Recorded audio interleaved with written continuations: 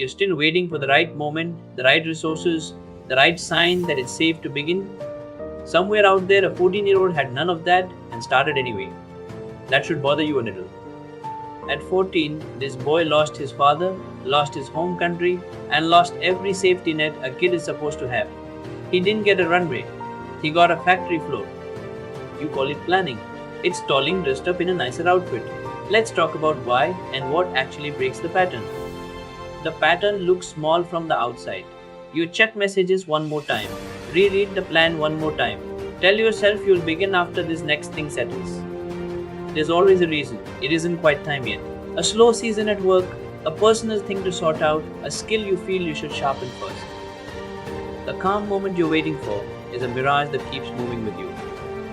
This boy swept floors and ran errands in a watch shop before he understood anything about business. He wasn't strategizing, he was surviving one shift at a time, and the strategy came later, built on top of motion that already existed. By his teens, he was working in a plastic flower factory, gluing petals for hours, in a job with zero glamour and zero guarantee it led anywhere. He didn't wait for a job worthy of his ambition. He took the one in front of him. While his hands did the boring work, his mind didn't switch off. He watched how the factory bought materials, how it sold product, how money actually moved through a business, because he intended to use that knowledge later. None of what he did in those years looked impressive. That's the part people skip when they retell success stories, because it's the least flattering piece and also the most necessary one. You've decided somewhere along the way that starting small is starting behind. So you hold out for a version of the beginning that photographs well and you stay frozen while you wait for it. It isn't laziness that stops most people. It's the fear of being seen doing something beneath them. Something that doesn't match the story they've already told friends and family about who they are. Somewhere you absorb the idea that a real path forward has clear rungs you can point to. Nobody showed you the years where the ladder was invisible even to the person climbing it. Most people can tolerate hard work if it's witnessed. Very few can tolerate hard, unglamorous work that nobody's watching and nobody will ever hear about. That tolerance is the actual rare skill, not talent. He didn't leap from refugee to businessman. He spent years as a salesman, then a factory worker, then a plant manager, each step ordinary, each step necessary, none of them skippable. Let's be honest about what starting small really costs you. Because glossing over this is why so many people quit in the first month. Compared to people who inherited a head start, you probably are behind. That fact doesn't go away because you started. You just stop letting it be the reason you don't. Nobody throws you a party for showing up to a low status job for the third straight year. The silence during that stretch is real, and it's disorienting if you expected recognition to arrive on schedule. When you take the unglamorous route, the people who love you may say things that sound like doubt. Sometimes it is doubt. It doesn't mean they are right about your ceiling. Social media doesn't show anyone's plastic flower years. It shows the after. You'll measure your unglamorous middle against someone else's highlight reel and come up short every single time. He didn't know at 17 that the watch shop and the factory were building toward anything specific. There was no contract guaranteeing the effort would compound. He kept going without that guarantee. It's worth saying plainly, unglamorous work is not a secret cheat code that always pays off.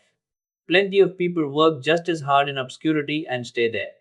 That risk is real, and pretending otherwise is a lie. Even once money came in, he lived far below what he could have spent. Because the discipline built in scarcity doesn't just vanish once scarcity ends. That refusal to loosen up felt, to outsiders, almost strange. Later in his career, he kept commitments to workers and partners that were more expensive than walking away would have been. The boring years had taught him that his word was the only asset nobody could take from him.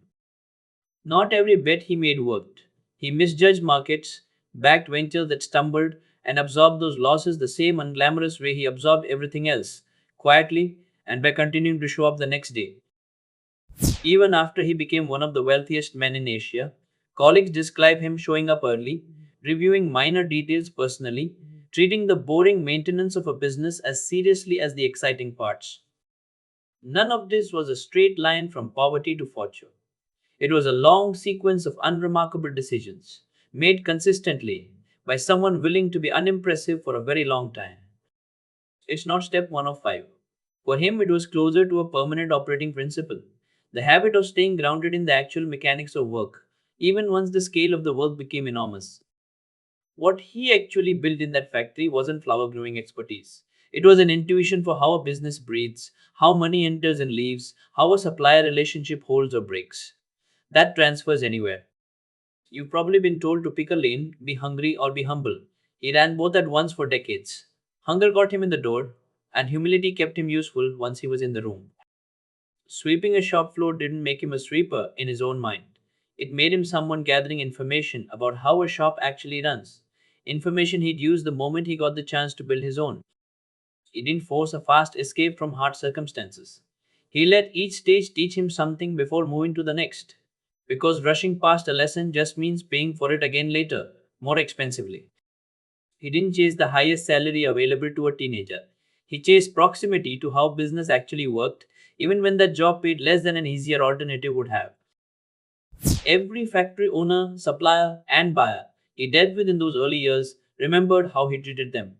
That memory became capital decades before he had actual capital. The plastic flower job didn't look like progress to anyone watching. It only became progress in hindsight, which means you often can't tell from inside the unglamorous years whether you're moving or stuck. You're not fleeing a war, and the stakes aren't life or death. But the mechanism blocking you is the same one that could have blocked him, waiting for the work to feel dignified before you do it. There's some task in your life right now that's beneath the story you want to tell about yourself. That's usually the exact task worth doing first, precisely because almost nobody else will lower themselves to do it well. You want the version you can tell at dinner.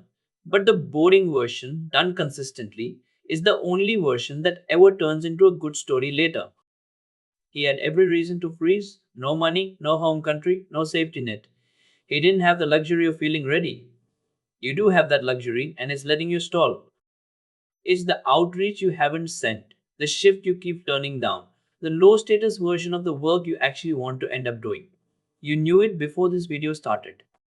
Somewhere beneath your current ambitions is a smaller, less impressive entry point you've been stepping over on your way to the plan you'd rather brag about.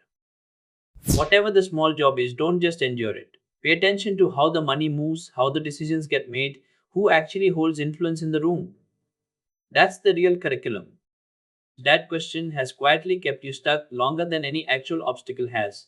Drop it, and the next move gets a lot more obvious. You won't get a signal telling you this is the season that counts. You just show up in the unglamorous room long enough that eventually you're the one who understands it best.